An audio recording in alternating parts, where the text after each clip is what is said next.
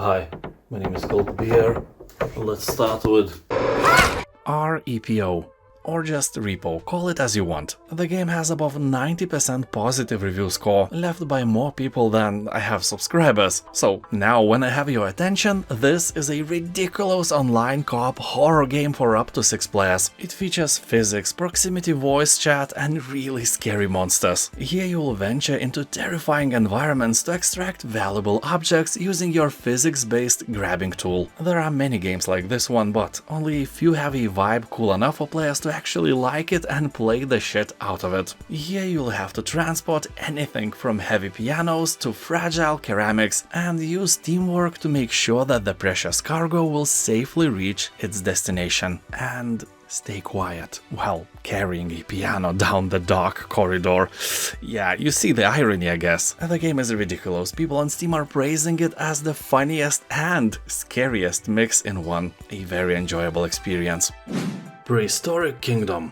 The game is not just another Jurassic Park zoo manager. It's a bit different because it actually tries to show animals more scientifically accurate than Jurassic Park does, and also has not only dinosaurs but extinct animals as well, from saber-tooth tigers to woolly mammoths. Also, every animal grows from baby to adult, changing their proportions, sounds and behaviors in real time. You know, here baby animals are not just the copies of adult creatures but smaller. They're actually different. That is nice. They need to eat, drink, sleep and satisfy their social needs through behaviors like herding and socialization. So most of them will probably die under your control, but hey, these animals are imaginary. That's why you are allowed to play with them in the first place. The game also has first-person mode where you can feel like you are a visitor and explore your own zoo from a different perspective. Chill, relax, sit on a bench, watch your Spinosaurus eating a mammoth. You know, that is nice. The game has around 90% positive review score on Steam, so if you like games like that, it's a treat for you. Blacksad. This is a gloomy game set in a New York City of the 1950s in a world of anthropomorphic animals. You will play as Blacksad, a private detective, and will have to untangle the secrets of a mysterious disappearance. This sinister case will take you to the darkest, most dismal depths of New York, where you will immerse yourself in a eerily dark adventure. Game is based on comic books, but if you don't know them, it's not a problem. It's probably even better to not have any untimely bias. People on Steam are saying that this is a very interesting game with a satisfying deduction mechanic, probably one of the best among other detective games. Although keep in mind that the game is short, it will take you about 9 hours to finish it. Agatha Christie, Murder on the Orient Express. Here you will discover a modernized and revisited version of Agatha Christie's classic book. Set in 2023, Murder on the Orient Express brings the classic tale to life in a way that may surprise even the most dedicated fans. Game isn't blindly following the original story. Here you'll find brand new elements and experience the mystery and suspense of the most famous case of Hercule Poirot. So here a crime is committed on the train. During your trip you are surrounded by a group of singular characters, all suspects, each with their own secrets and motives. And your job is to single out the murderer amongst them. Solving the mystery won't be easy. Through numerous twists and turns you will have to use your enormous IQ to unravel the mystery and bring it to light. I wish games like that had an actual brain capability requirement, you know, so you won't lose the money if you are, you know, a bit dumber. So before you buy, you would have to solve a small puzzle, preferably from the game, to unlock the payment options. If you fail, the game is obviously not for you. Buy some other game, and if you solve it in a matter of seconds, that may tell you something as well. Just an idea, but kinda nice one, huh? Verdun. The game takes place on the Western Front in one of the bloodiest conflicts in world history, inspired by the famous Battle of Verdun in 1916. So the game is the first-person shooter multiplayer set in a realistic setting of the First World War. The vicious close-quarters nature of trench warfare means that skill with a bayonet can be as vital as good aim with a rifle, so prepare for some melee action as well. The game offers 4 modes with many historically accurate features, such as realistic First World War weaponry, authentic uniforms, horrendous gore, and maps based on the real battlefields of France and Belgium. People on Steam are saying that the game is criminally underrated, so if you are thirsty not only for beer but for blood as well, this may be your spoon of potato salad. Wait, what? I don't know man, sounded cool in my head.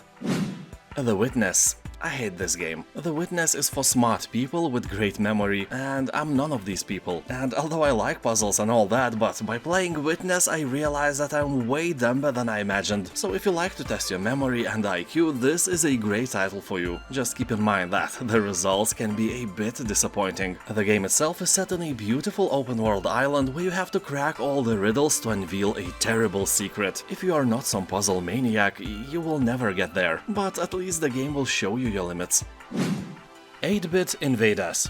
Remember all the Lovecraftian movies where bodies are merging with each other? You know, like The Thing, The Fly or Annihilation with Natalie Portman. So if StarCraft and Minecraft were protagonists in such a Lovecraftian movie, 8-bit Invaders would be their merging result. See, you can always think of something better than just a cliché about if StarCraft and Minecraft had a baby. So this is a fast-paced RTS, a very colorful strategy arcade game that it's easy to learn for players of all skill levels. Collect resources, build up and defend your base, amass your army of tanks and starships, and ultimately crush humans with your metal tentacles, or show aliens who's the boss here. You will find 24 campaign missions, 10 co-op missions to play with your mother-in-law, destructible environments, and you know who the composer is? Frank Klepacki, the same dude who created music for Command & Conquer 27 years ago, when he was 17. Yeah, I will keep repeating this fact. And if you feel that this 8-bit setting is appealing to you, keep in mind that you can also find 2 more games, 8-bit armies that are made with the fans of Command & Conquer in mind, and 8-bit hordes that can be appealing to Warcraft fans. Warhammer 40,000 Mechanicus.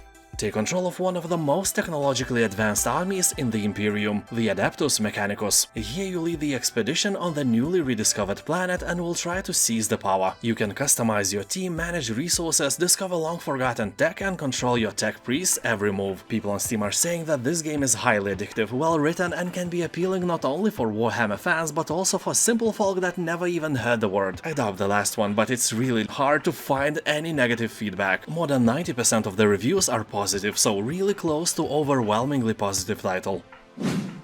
Wall World. This is a mining roguelite with tower defense elements and a very affordable price. Here you'll explore procedurally generated mines and discover fantastical biomes, find resources and technologies, and purchase valuable upgrades. Fight off hordes of aggressive monsters using your mobile base and roam the world freely day and night in various weather conditions. Find traces of the others and boldly mine where no man has mined before. The game has a really fun concept, beautiful art style, and reminds me a bit of a Dome Keeper, another beautiful indie game. People on Steam are saying that the game has a great replay value and a bit of a boring ending, but this game is the journey, not the destination.